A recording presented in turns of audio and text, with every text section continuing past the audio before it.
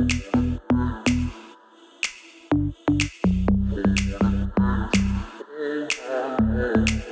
I began to study the life of a baby in the womb of the mother. Then I saw something that looks like the tree of life.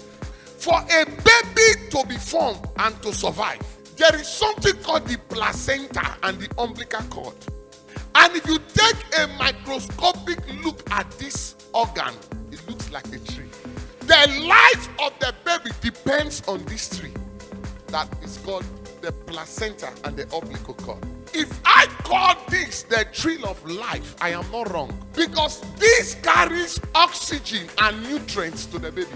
So the tree of life may not actually be that tree that you are looking at. God was speaking to Moses in parables.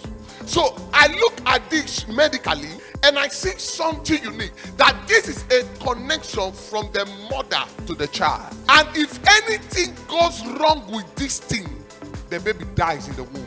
So I liken the womb of a woman to the Garden of Eden, because the Bible specifically says that in that garden was the river of life. Now, when you look at this womb, there is a mysterious water that is called the amniotic acid. And that is where the baby feeds from. In the womb is a placenta that I call the tree of life. In the womb is a special water, not like the water you drink. So the Garden of Eden, probably not a physical location, but a parable. When you look at the umbilical cord of a baby, it is exactly the definition of the tree, because it does two things. It supplies the oxygen and the nutrient that baby that will become a man, that the oxygen and the nutrient he needs. Why the baby is in the womb is like Adam in Eden. God is 100% in charge of the child. The child has no will, has no choice. Whatever is happening to the child in the womb is all in the hands of God, not even in the hands of the doctor. And as long as God is the one involved, the baby is perfect. The baby is what? Holy, without sin. Blameless.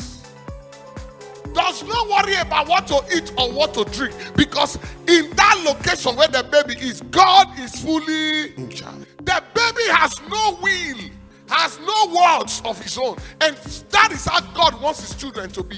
When you allow him to be 100% in charge, that his word becomes your word, that you have no word of your own. That was what Jesus said. Father, not my will but your will. If the cross is your will for me, I follow.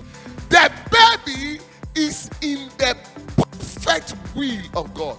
The baby cannot explain how the heart forms, cannot explain where the kidney comes from, cannot explain where the liver comes from, cannot explain how the bones are being arranged, because at that point, in that location, God is 100% in charge.